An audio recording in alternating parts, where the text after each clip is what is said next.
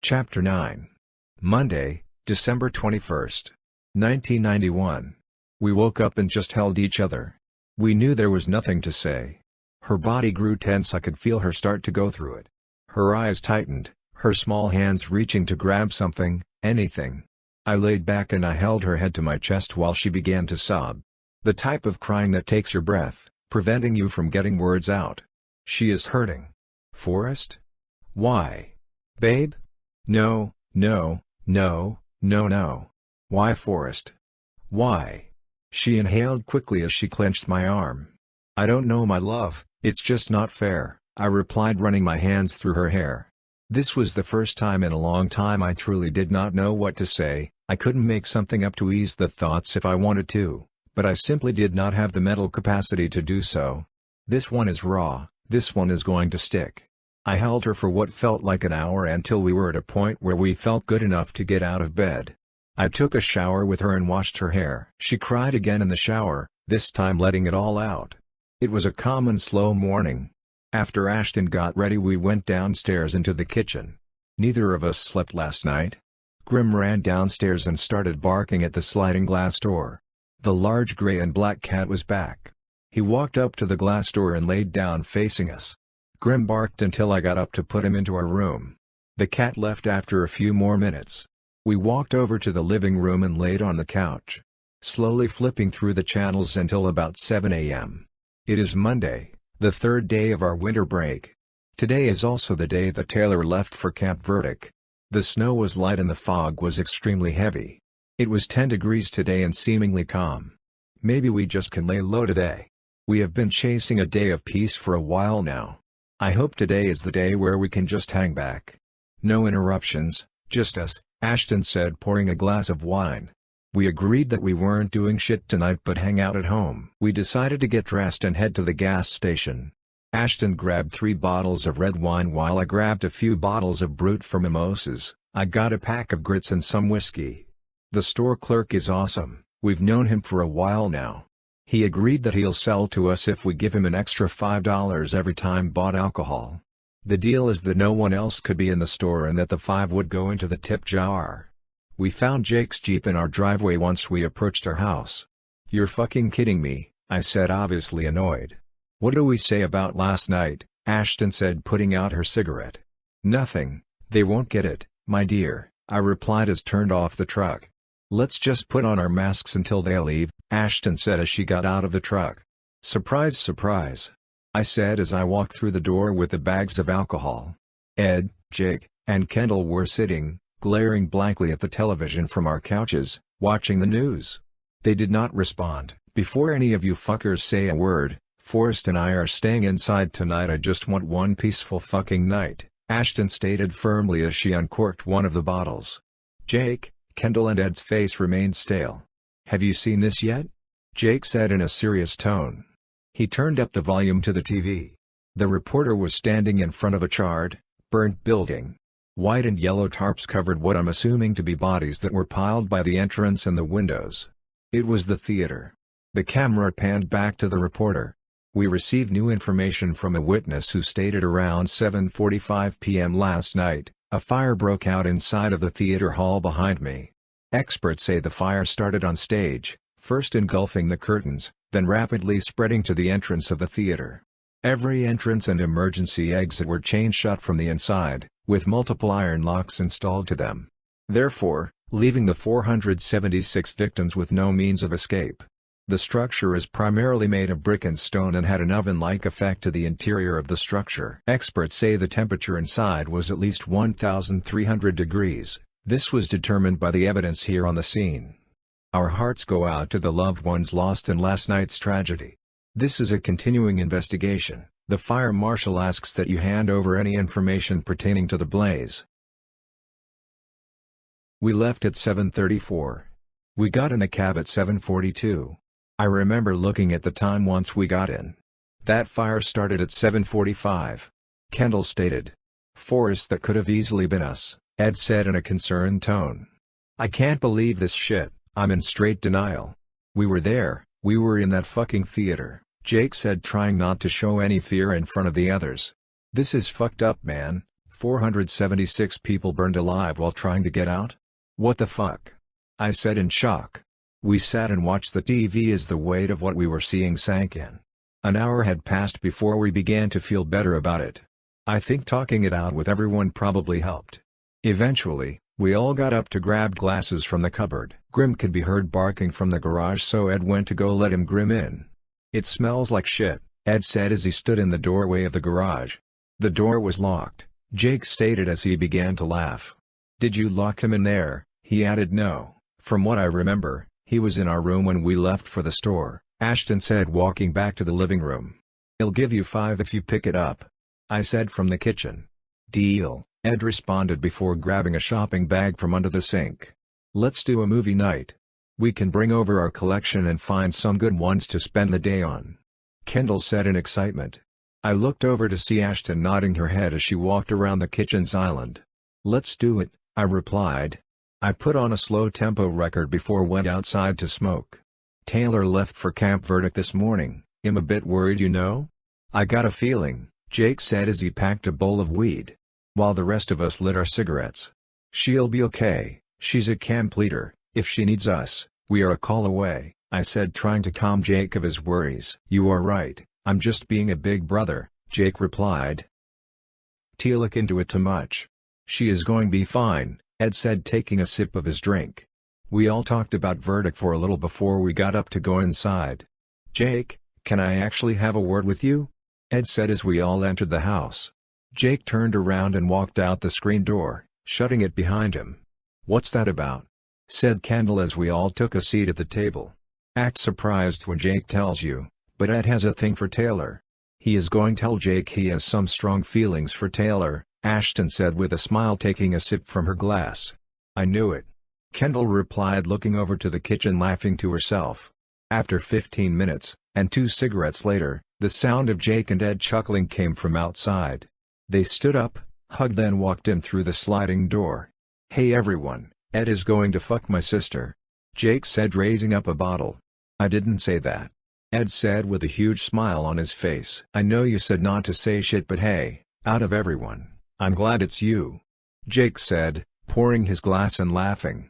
"To Taylor," Ashton said with her wine glass in the air. They all clanked together before we all took a swig.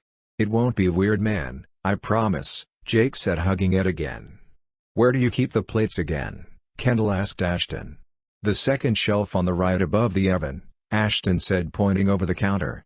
Ed went into his bag and brought out the books that Blanca gave him along with some articles he printed from the computer. He had a reoccurring smile to him. You could tell he was relieved he finally talked to Jake. He reached back into his bag and took out a pen and his personal journal. "I stayed up all night looking into these books. I obviously could not get to them all, but glanced over the majority of them." Jake and Kendall came over around 2 a.m. after they saw the news about the theater. "We stayed up all night doing some research and this is what we got." I wrote down the main points that I thought were relevant, Ed said before lighting a bowl of weed. "Thank you guys, glad you all took the time to do this. We would love for you to fill us in on what you found," Ashton said before holding my hand. "The first thing I looked at are the 11 rules of the Earth that Blanca talked about. The original rules are in another language that has been dead for centuries, but the Labians have simplified these tenets from long ago, so I am going to go over them first. Do not give opinions or advice unless you are asked. Do not tell your troubles to others unless you are sure they want to hear them.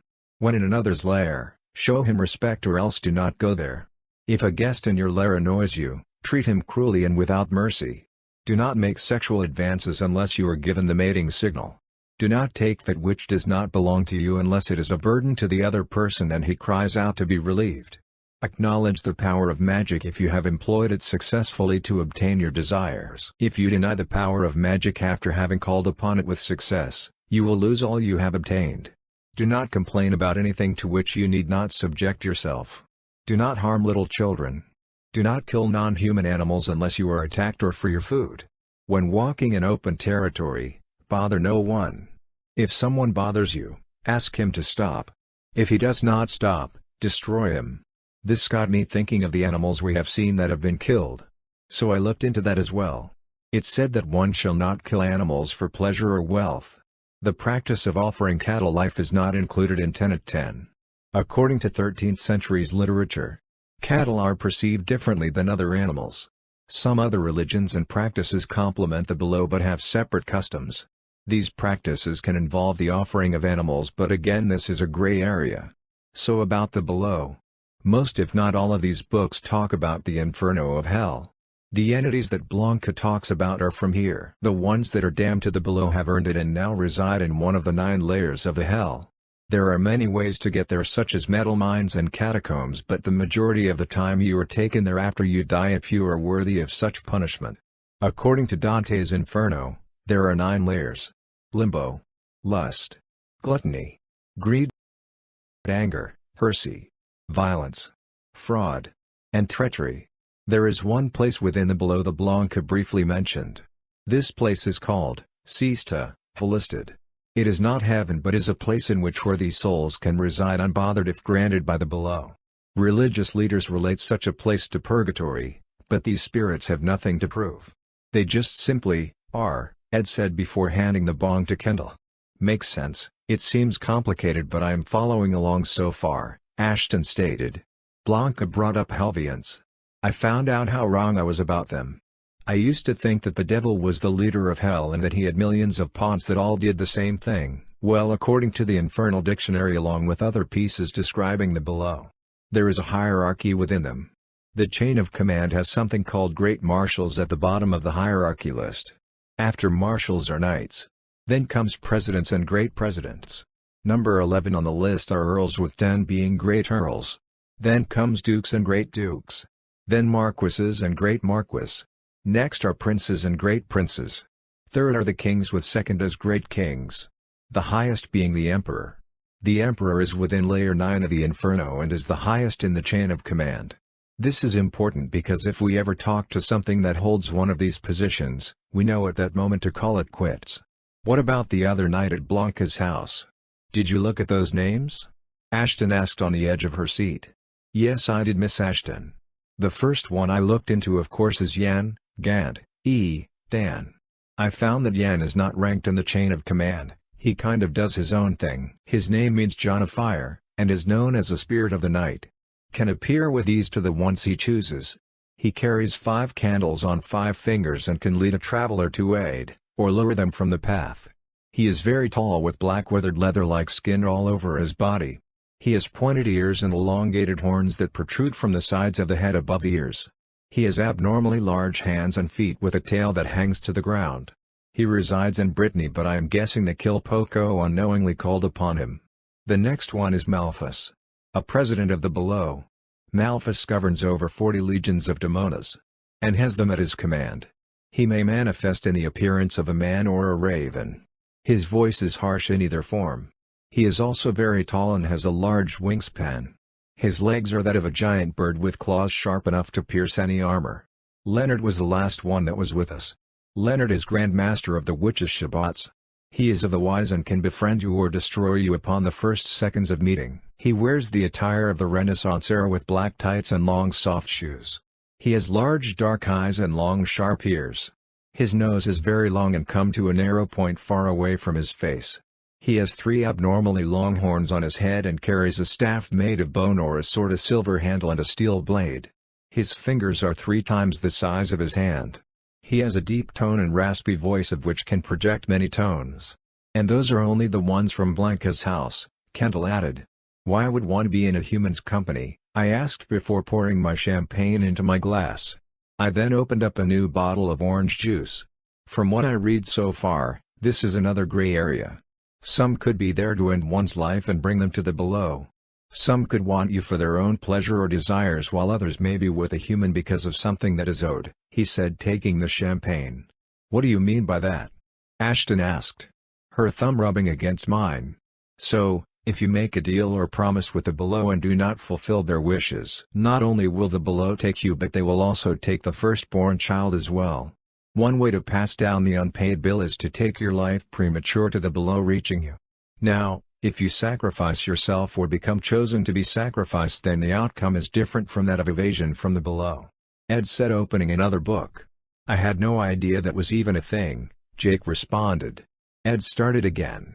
Remember when Blanca said that the below will accept any worship in the name of the Emperor? Well, she also said that the below is master of deception. I read that 4,000 years ago in the Nordic lands of the Northern Hemisphere, there was a great flood that left the patrons desperate for guidance. The below took this as an opportunity.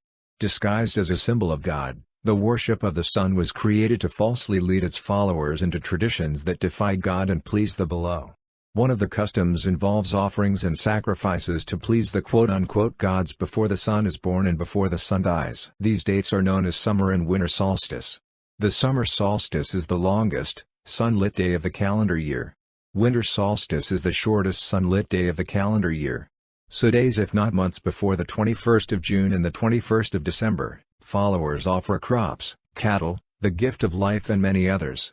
This is so the gods can respond with rain and sun, giving the villages crops and another 6 months of life until the next solstice. When the followers offer the gift of life, they partake in customs or rituals to then sacrifice living beings to the sun. So when human life is offered to the sun, they are actually being offered to the below. Because the below is master of all alchemy and magic, the sun's followers will be granted more life in their village along with more crops and cattle for the coming months. The ones believing they are worshipping the sun, in fact are worshipping the Emperor of Hell. Ed explained. Holy shit, Jake responded. That makes sense, I said, grabbing the bong from Kendall. So the women at Willow Creek. What was that about? Ashton asked. I think it has to do something with the winter solstice. I'm sure those were offerings, Ed replied. That makes sense because today is the 21st. That means today is the winter solstice, I said aloud. We all took a moment to make new drinks and use the bathroom. We passed the weed around once more before Ed started again. The big one is Christmas or December 25th as a whole. We know it is a big day in general to the religious culture. Well, it is also the birthday of everything unholy. It was not uncommon in the early days for villages to adopt customs similar to the ones worshipping the sun.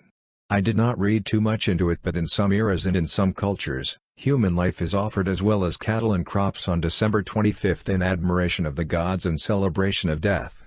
Sounds like the kill poco, Jake replied. You're right, I would not be surprised, Ashton added. The last thing I have to say is that I have a lot more things I have to read and a lot of fact-checking to do. But, I think with this all in mind we need to be a lot more careful. This changes things a bit and we need to be more cautious with these locations, Ed said before taking a shot. I support that. We have to turn down the volume, Jake said, nodding in agreement. We wrapped up the conversation and put away the books and photos. I think it is time to hang back now and just relax. We have been going full speed for some time now. We have to try and slow it down, I said aloud. The rest of the group agreed before going back outside for another cigarette. The clouds are a dark gray with a dense fog that encompassed the house. It was dark and cold with a wind chill of -3. After our grits, we sat around the table and played poker until about 4 p.m. We ordered pizza and debated on what movies to watch. I'm voting Wes Craven's Hills Have Eyes and The Exorcist by William Friedkin, Ashton said with her hand up. I agree, Kendall said, taking a sip of wine. We cut 5 more lines and smoked some weed at the table. Once we poured our drinks we made our way into our seats. I lit a fire as Grim laid on the rug in front of the fire. This is what we needed, a good time, with good company.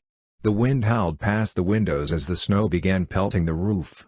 Thunder could be heard periodically from the north. Flashes of lightning lit the living room every few minutes. We stayed warm under our blankets as we watched The Hills Have Eyes. After the movie was over, we turned off the TV to discuss our opinions. This was something we did very often with movies we haven't seen before. We talked about our favorite parts as well as the shitty ones, then rated it 1 out of 10. 8. 6. 8. 4. 7. It's a classic, but they need to redo it if you ask me, said Kendall as she took a sip of her glass. Ed wrote down our numbers in his journal before we got inside. We smoked more weed before watching The Exorcist. When it was over, we realized we had no Christmas lights up yet. So we grabbed a bin from the garage, and brought them to the front of the house. We grabbed a ladder and extension cord from the side of the house. It took an hour to do the front above the driveway and porch, but we stopped after that. We all hung out by the fireplace until about 10 p.m. I told them I would call them tomorrow. Once we said our goodbyes, Ashton and I sat at the dining room table debating if we should go to the address tomorrow afternoon. We made our way to the couch and watched the news while sipping on our drinks. She was getting playful again. This time trying to pull on a gray hair I have. We threw each other around and wrestled briefly during the commercials only to grab our seats for the news relays. Once Ashton finished her bottle, she got up and walked to the side of the couch. She bent over, placing her lips to my ear. "When I say so, you get to come upstairs," she said softly, then gliding her nose gently across my face, teasing me with every touch. She walked up the stairs and into the room. I leaned back in my chair with the biggest smile. Did I have a boner? Fuck yes I did. I grabbed the plate that we left on the counter and made a line out of the leftovers. I took sips of my glass as I watched Scooby-Doo. "Sir Alamos," Ashton said softly from the room. As I made my way upstairs, I saw the walls were lightly stained with color from the strain of Christmas lights wrapped around her nude body. Red, green, yellow, purple. The moon faintly shined through the blinds and onto the quilt and bedroom floor. The window was partially open, letting in the chilled air. Her soft, pale skin, almost cold to the touch. Not one article of clothing rests on her body other than her black stiletto heels. The lights moved slowly as her body motioned to the edge of the bed. Her hair ironed, her lips red. The room smelt like pine and spice candles left over from Halloween. She turned around and placed both knees on the edge of the bed and bent over with her hands behind her back. I put her face against the pillow. I tied the Christmas lights around her wrist and behind her back before I got undressed. Whatever owls were outside our window tonight got one hell of a light show.